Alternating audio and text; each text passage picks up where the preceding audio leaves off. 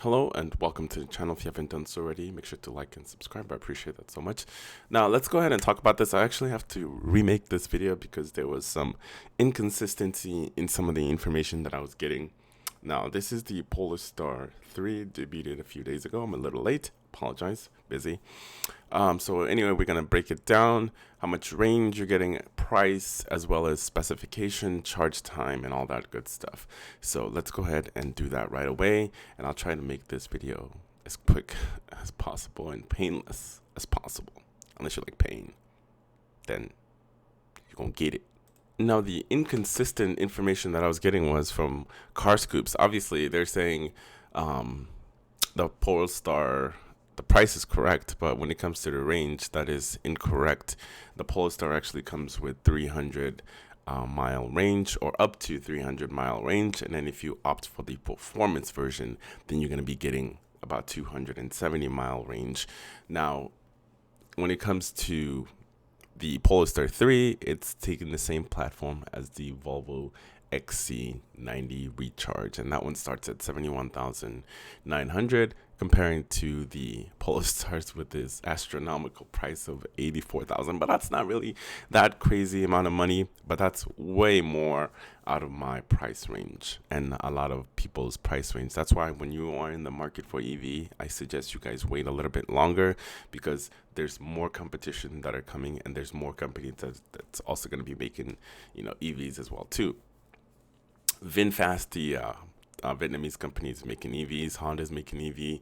Acura is making EVs. Toyota's making EV. Finally, they're in production. So you're going to have a slew of options when it comes to EV. Now, what you're going to have to, decide is how much range you're going to need. And usually when there's a lot more range involved, that's when you're paying a little bit more money. But anyway, back to the topic at hand. So this is the Polestar 3. So here is the specification, and then we're also going to be breaking down on how long it is going to take you to charge, since it's a 111 kilowatt power battery pack, which is huge. It's a huge kilowatt. It's a huge, not that big comparing to the Hummer EV, which has, I think it was like 200 kilowatt or something like that. It's a big freaking battery. So if you get the long range dual motor, you're looking at $83,900, and that's dual motor. You're getting a ton of power, 489 horsepower, 620 torque. So you're going to get a lot of power here.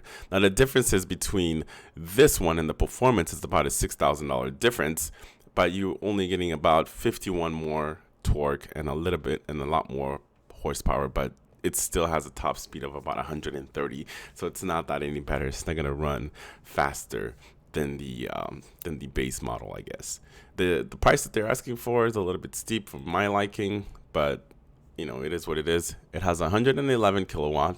It takes the maximum amount is 250 kilowatt DC. So you can go from 10% to 80% in about 30 minutes.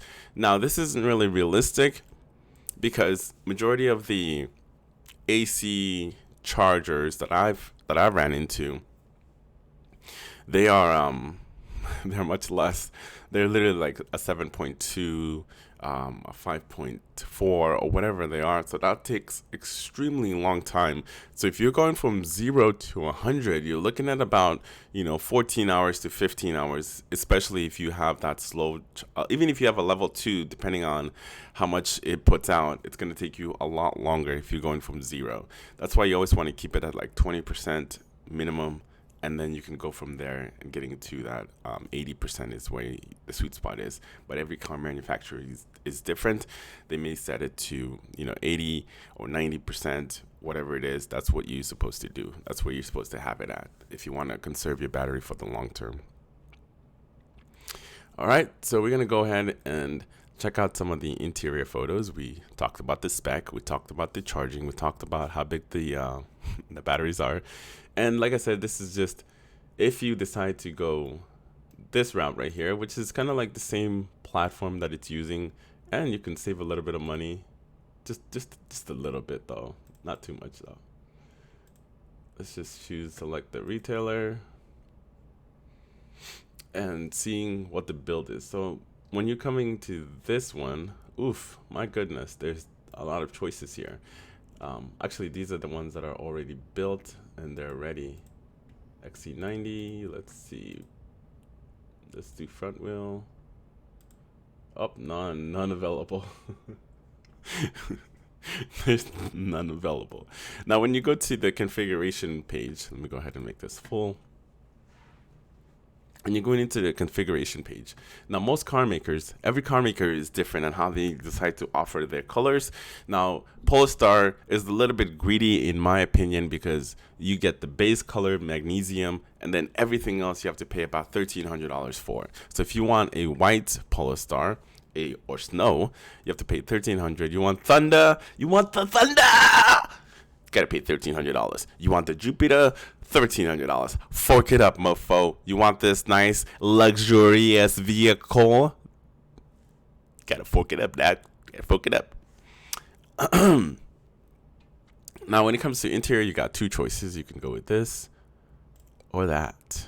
This or that. This or that. This or that.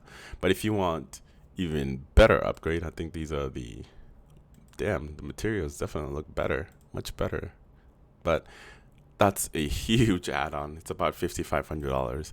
I would just go with the charcoal. Now, the Pro Pack and the Pilot Pack, those are included.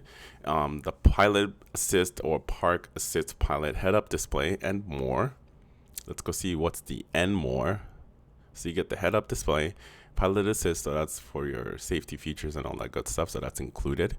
And then you have your Polestar bi-attributed and micro-tech or tailored wool seats and a V-spoke black diamond cut rims. Now, if you decide to go with the performance pack, you're going to lose about 30 kilowatt from that 300 roughly estimated range. So you're getting about 270 because you're getting bigger wheels and a little bit more performance, obviously. So these are what's included if you decide to change your color. You're looking at about $86,600. And since these vehicles are made in China, I don't know whether you're going to be, I don't know if you're going to be able to be qualified to that new incentive that the government is putting up in 2023. But I know that GM and Ford will qualify for those incentives because they no longer did qualify. Now, if you're going to drop about $86,000 on an EV, you definitely have room to work with. You would definitely have different options that you can choose from. You can go with the Teslas. Not my choice, but I'm just saying you have that option. You can get yourself a Model Y with a ton of range, way more than this, for about $65,000 starting price. So that's not bad at all comparing to this one. Or you can get the new GM one. They're soon going to qualify for incentives. Or if you want to, you can get the one that's collaborated with Honda and GM, which I say to stay away from. Wait until at least 2026 is when Honda is going to be developing their own platform that they're going to be using on their vehicle, as well as their partnership with Sony. So we'll see how that will flourish. So you definitely have options. But right now we are in wait and see mode. Unless you really, really need it, then you have options that you can choose from. For me, I decided to go with the Ioniq 5 because I like the overall design of the vehicle and everything else about the vehicle. Just kind of like when I first saw it, I was like, yeah, I gotta have it. And so far, no issues at all has arisen yet, because we all know about Hyundai and Kia's poor fucking quality. And yet I am a gambling man. I love to roll the dice and see if I can get some sevens or I'm getting snake eyes. So far, I'm getting sevens and no snake eyes yet, but only time will tell. Anyway, back to the Polestar here. Let's see here. I didn't talk about, but let's talk about the infotainment. Now, the infotainment, when it comes to the infotainment, it's a Google-based infotainment, so everything is Google-based, as well as even the Google Assist. It's pretty much Android CarPlay, but it's fully Android, like the Android system that this is going to be running your whole car. Same thing that was in the Polestar 2, had the same thing where it's running Google completely. And overall, the interior, I don't think the interior is bad looking. It's okay. It's all right. I feel like it's more minimalistic. It's not a little bit too overwhelming with just a lot of technology in it, which I like when they just put like a combination of both. You have tech if you want tech on there, or if you want just buttons and knobs and stuff like that, you have that option. As you can see, I think it has the knob kind of like the Ionic, where you can just push forward to drive, push the P on the side right here. I think that's P for park. You can push that and you can park the car, and you have your, I'm sure there's buttons and knobs on the other side as well too. I just can't see it from this angle. And then I'm sure you have a two cup holders, as well as a slide to, you know, close it. But I don't, and then you have your center console right there. But the overall design, it's not a bad looking car. It's just a lot of money for what they're asking for. I think it's a little bit out of a lot of people's price range, like I've stated in the past on this same video, that if you're in the market and you can wait, I say wait, because there's going to be a ton more competition coming, and they're going to be way more affordable than this. So just give it a few more years, guys, if you want an EV, unless you have no choice. But there are options that are much cheaper than this, the likes of the EV6, the Ioniq 5, even Tesla Model 3. If you go with the one with the least amount of range, you got the Bolt EVs. If you you got the Bolt EVs, the Bolt EUVs. What else? I know I'm missing some.